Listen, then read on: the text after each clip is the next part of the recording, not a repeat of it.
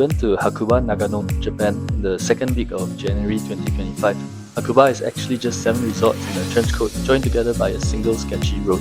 We booked the Tokyo to Hakuba bus tickets off the website about a month before the trip.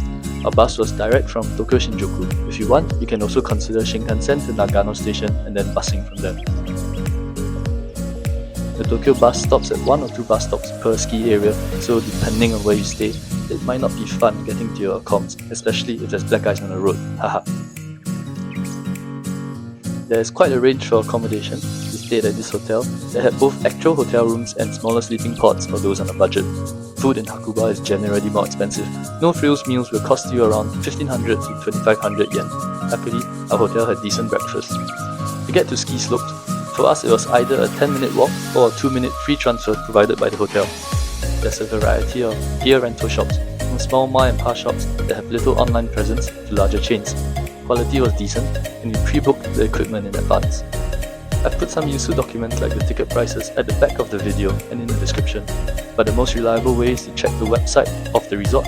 The annoying thing is that each resort like Goryu or Iwatake or Happo all have their own website and system that is different from the others.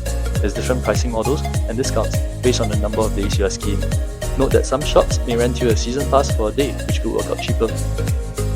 Hakuba Goryu and Hakuba 47 are basically the same resort, with different shoulders of the mountain and connected by these couple of routes at the top. The pass allows you to access ski lifts from both sides. As with most ski resorts, the lower green slopes are absolutely crawling with beginners, many of which are literally crawling, so we take the gondola up to mid-mountain and start there.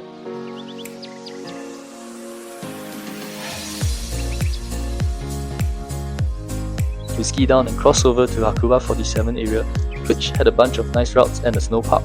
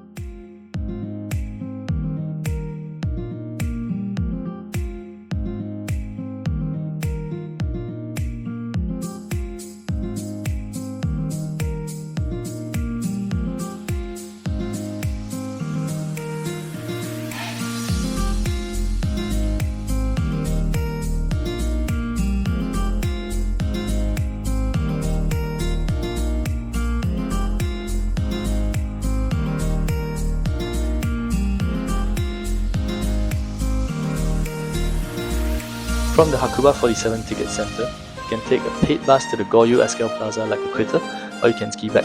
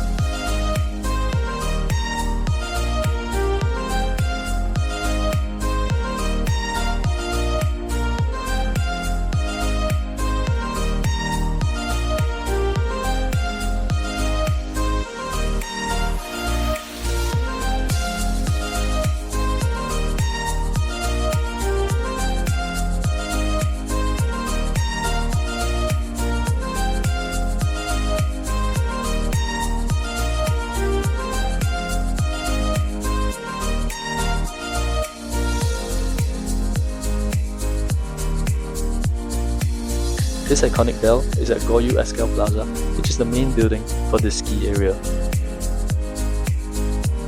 Happo 1 is the resort next door to Goryu. To get to the other ski resorts, you definitely need either a bus or a taxi. If you buy an all-valley ski pass, the bus is free, but if not, it is 800 yen one way. Bus fare can be paid by card on the bus. For this particular day and resort, we found that the all-valley ski pass was cheaper than buying the Happo 1 only ski pass plus the bus fare.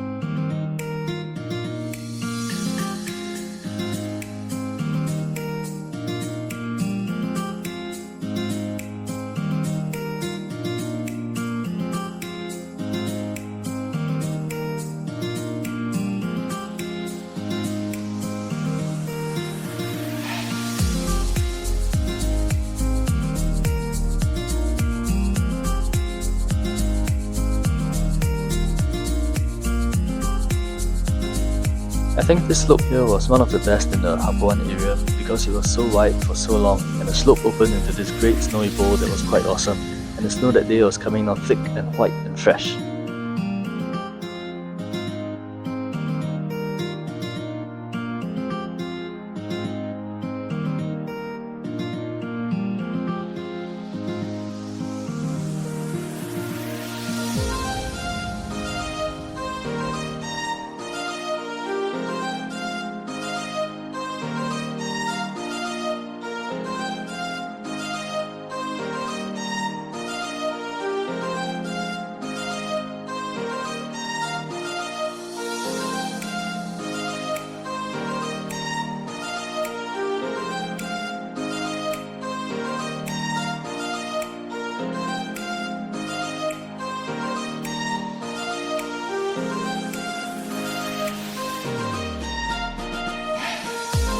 This green slope was one of the more scenic greens, but it was very flat and windy, but the views with the trees and the forest were fabulous and calming.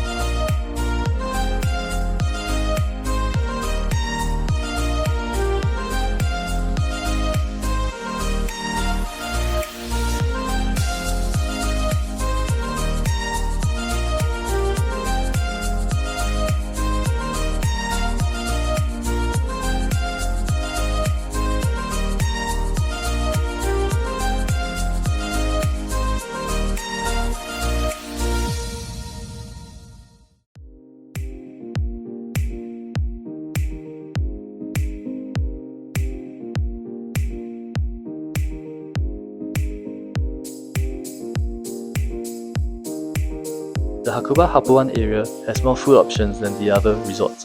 The town area is bigger, so you will see more restaurants and shops.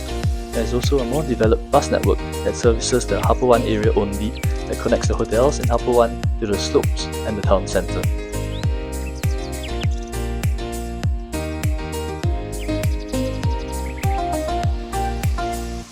Iwatake was the last resort we visited. It is even further from where we stayed at Goryu. The bus ride was almost an hour from Goryu Ski Plaza. The Inter-Valley bus was quite full on the way back after the ski session. It got us quite a bit nervous waiting for it, but we managed to squeeze on. The main area of Iwatake is Sunny Valley, although it wasn't very sunny when we visited. The powder was very good from a record-breaking snowfall.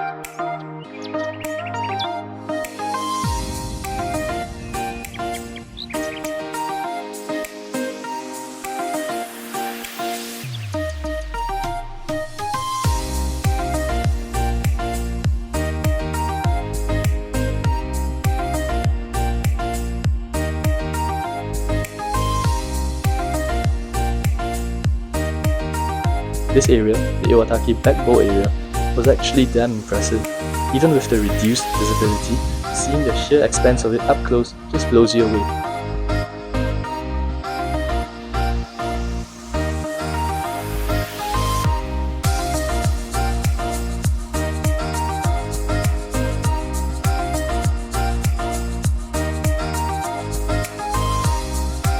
We had some trouble with this route. It was super long and flat and the powder was too deep to move well. I suppose that is kind of suffering from success though.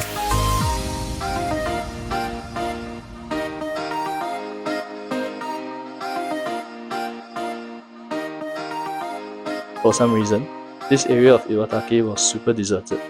It was like going to Disneyland during COVID. No queues and no one near you for miles. We practically had the slopes all to ourselves.